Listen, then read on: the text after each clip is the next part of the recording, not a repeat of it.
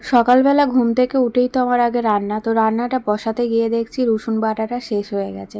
তো সারা সপ্তাহে রসুন বাটা, আদা বাটা সপ্তাহে একবারে করে রেখে দিই যাতে সারা সপ্তাহে হয়ে যায়। সকালবেলা রান্নার সময় যাতে না আমাকে তাড়াহুড়ো করতে হয়। তো এখন আবার কয়েকটা রসুন ছাড়িয়ে নিলাম, নিয়ে আর বেটে নিলাম, মানে এখনের জন্য আর সন্ধ্যাবেলার জন্য একবারে করে রাখছি। আজকে তো শুক্রবার, কালকে শনিবার, কালকে আর রসুন আদা খাওয়া, মানে আদা খাওয়া হবে, রসুনটা খাওয়া হবে না, তাই অল্প করেই বাড়ছে, আবার রবিবারে বাড়বো। হ্যালো বন্ধুরা, গুড মর্নিং। সবাই কেমন আছো? আশা করছি সবাই ভালো আছো, সুস্থ আছো। আমার এই ছোট্ট পরিবারের নতুন আরও একটি ব্লগে তোমাদেরকে অনেক অনেক স্বাগত আর অনেক ভালোবাসা। এখন ঘড়ির কাঁটায় বাজে ওই সকাল 8টা। এখন থেকেই তোমাদেরকে সাথে নিয়ে আজকের ব্লগটা শুরু করছি। আশা করছি ব্লগটা তোমাদের ভালো লাগবে। রসুনটা যেহেতু অল্প বাটা হচ্ছে, তো মিক্সিতে তো হবে না, তাই জন্য ভাবলাম শিলেই বেটে নিই। তো আগে তো শিলেতেই বেটে সব কিছু করতাম, তো এখন মিক্সিটা হয়ে গেছে বলে তাই আর শিলেতে আদা রসুনটা পেস্ট করা হয় না। কিন্তু ওই ধনে জিরে মৌরি এগুলো যখন বাটি, এগুলো কিন্তু শিলেতেই আমি বাটি। কি বলো তো, ওগুলো না মিক্সিতে দিলে ভালো মিহি হয়ে মানে হয় না, দানা দানা মতো থেকে যায়, তাই জন্য ওটা শিলেতেই বাটতে হয়। আর এই যে দেখো, আদা রসুন সব শেষ হয়ে গেছিলো বলতে কিছু কিছু ছিল। তো সারা সপ্তাহের জন্য আবার এনে দিল, তো কালকে এনেছে, কালকে ঢালা হয়নি। তো আজকে আবার এই যে গুছিয়ে রাখছে। আর বর্ষাকালে জানো তো, আদা, শুকনো লঙ্কা, তারপরে আরও কয়েকটা জিনিস আছে যেগুলো বর্ষাকালে একদমই থাকে না। তো মাঝে মাঝে রোদ্দুরে দিলে তবু কিছুদিন থাকে, নইলে একদমই নষ্ট হয়ে যায়। আদাটা বেশিরভাগ খুব নষ্ট হয়ে যায়, তো রোদ্দুরে মাঝে মাঝে দিতে হবে। আর আমার হাজব্যান্ড কোনো জিনিসই তো বেছে ভালো জিনিসটাই, মানে বাজারের সেরা জিনিসটাই আনে, কিন্তু তা থেকেও তো বেছে নিতে হয় বলো, কিন্তু বাঁচে না, ওই যা দেয় তাই নিয়ে চলে আসে। আর তার মধ্যে থেকে দেখি মানে বেশ কয়েকবার আদা এনেছিল, তো অনেকটা করে আদা নষ্ট হয়ে গেছিলো। তো দেখছি আনার পর দেখছি ওই যে পচে গেছে আদাগুলো, তো সেগুলো তো আর নেওয়া যায় না, তো সেগুলো ফেলে দিয়েছিলাম। এবারেও ওই আদাগুলো এনেছিল, দেখছিলাম একটু ঘেঁটে ঘুঁটে যে যদি আবার খারাপ আদা থাকে, মানে যদি ধরো এক সাইড থেকে খারাপ হচ্ছে, সেটা আগে করে নিলে তাহলে আর নষ্ট হবে না। তো তাই জন্যে দেখছিলাম।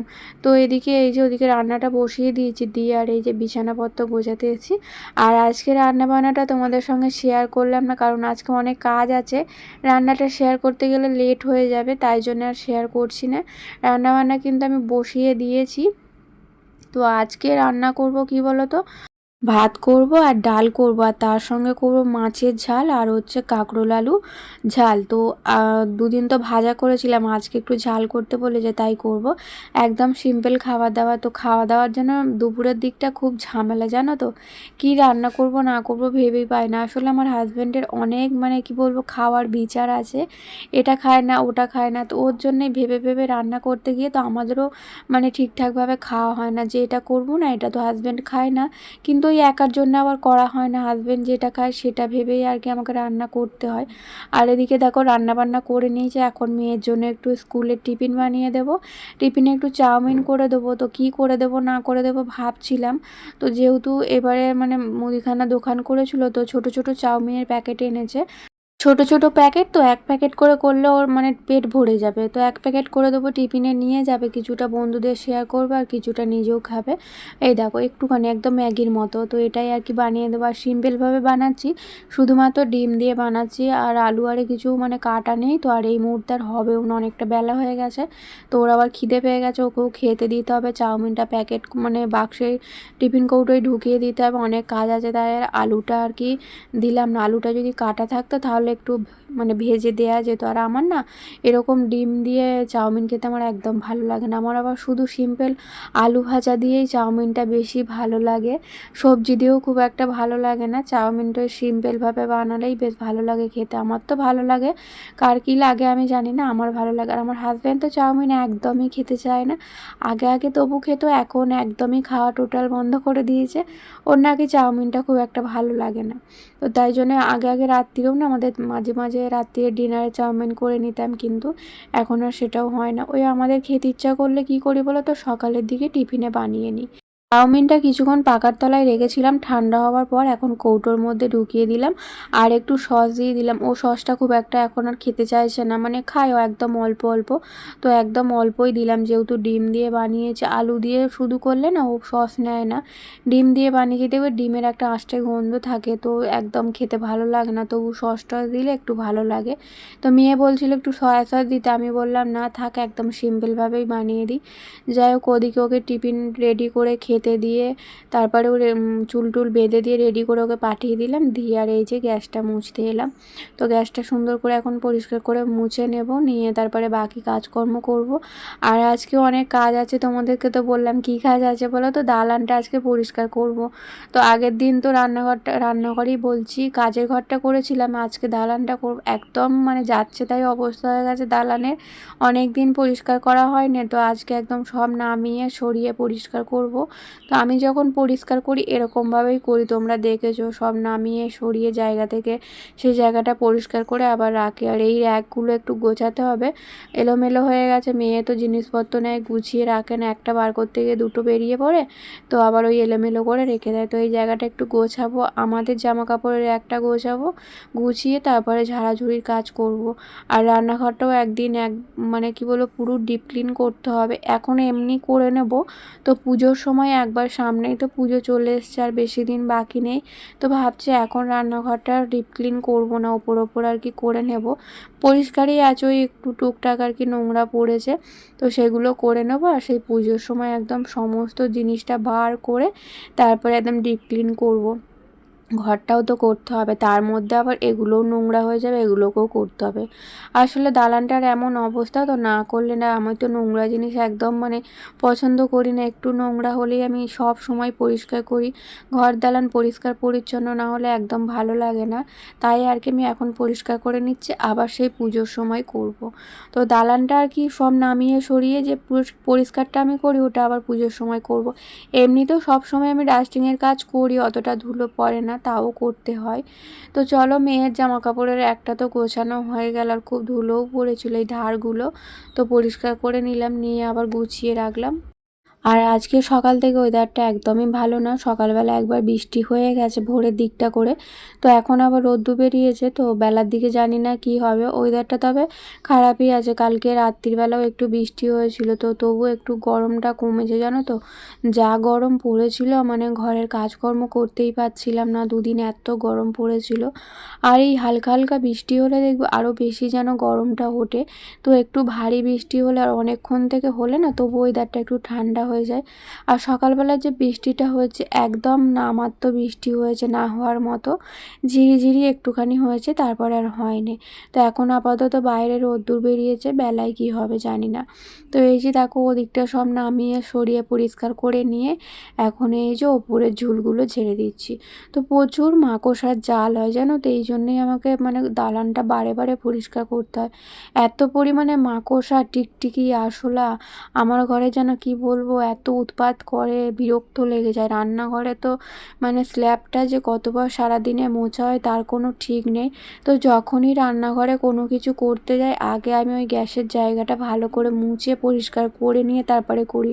কি বলো তো, চোখে যেটা দেখতে পায় না সেটা তো মানে কি বলবে করতেই হবে, পরিষ্কার করতে হবে।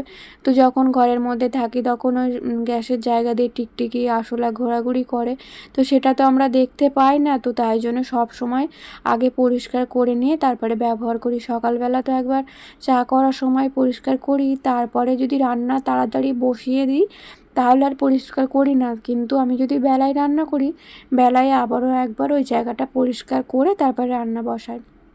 আর এখানে দেখো না, ফ্রিজের ওপরে যে কাপড়টা পাতা ছিল, তো সেই কাপড়টার ওপরে কয়েকটা বাতাসা রেখেছিলাম, ওই যে হাজব্যান্ড মাঝে সাঝে খায়, আমিও খাই, তো সেই বাতাসাগুলো দেখছি গলে একদম জল হয়ে গেছে, আর কাপড়টাও ভিজে গেছে, নিচে দেখছি ফ্রিজের মধ্যেও লেগে গেছে। তো এখন কাপড়টা ধুয়ে দেবো, তবে বাইরে না খুব বৃষ্টি হচ্ছে, তোমাদের তো এই বললাম যে বৃষ্টি হচ্ছে না, মানে রোদ্দুর উঠেছে, এখন কিন্তু বাইরে বৃষ্টি আরম্ভ হয়ে গেছে। তো এখন কাচবো না, একবারে চান করার সময় কেচে দেবো, এখন তো কাচতে গেলে আমি ভিজে যাব।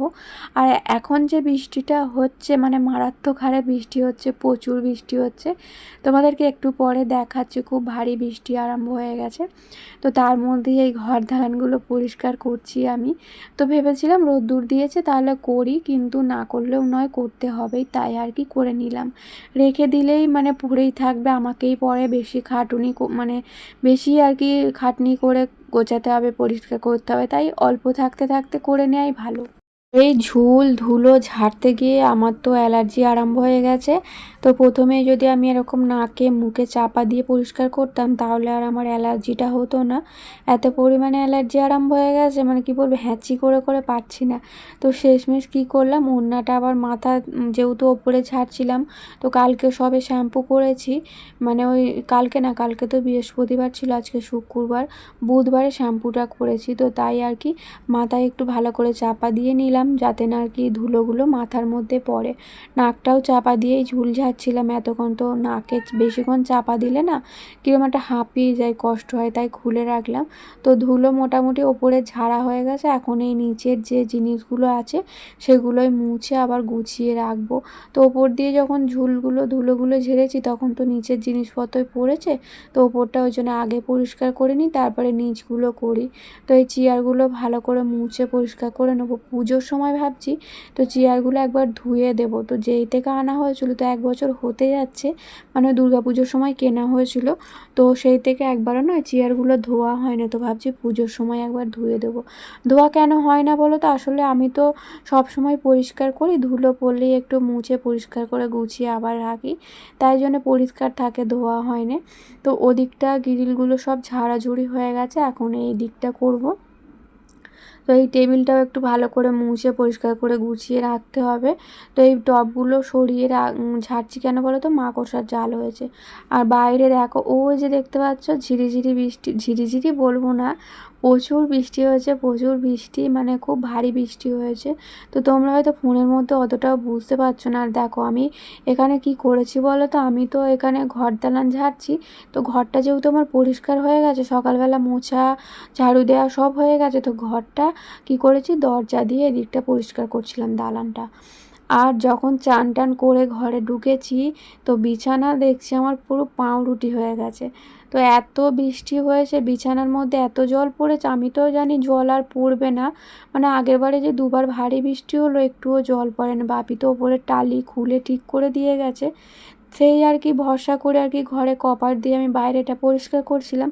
আর যতক্ষণ বৃষ্টি হয়েছে, প্রায় পৌনে 1 ঘন্টা 1 ঘন্টার মতো বৃষ্টি হয়েছে, ততক্ষণ ওই বিছানার মধ্যে জল পড়েছে। আর যখন চান করে আমি একটু রেস্ট নিতে যাচ্ছি বিছানায়, তখন দেখছি বিছানাটা একদম পাউরুটি হয়ে গেছে।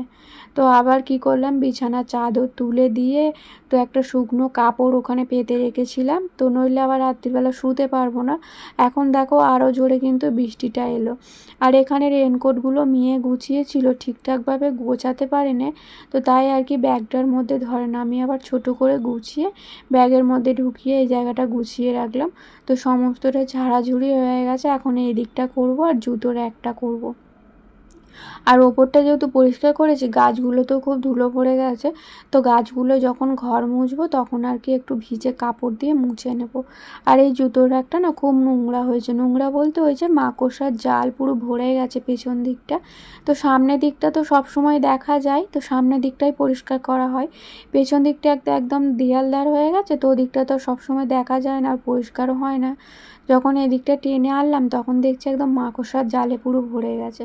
তো যাই হোক সেই মাকড়সার জালগুলো পরিষ্কার করলাম, আর এই জায়গাটা একটু ঝেড়ে দেবো। এই জায়গাগুলো কী বলতো সবসময় ঝাড়ু পড়ে না, তো এই জায়গাগুলো যখন পরিষ্কার হয় সরিয়ে তখনই আর কি ঝাড়ু পড়ে। তো দেখো কত নোংরা বেরোলো, দেখতে পেয়েছো তো।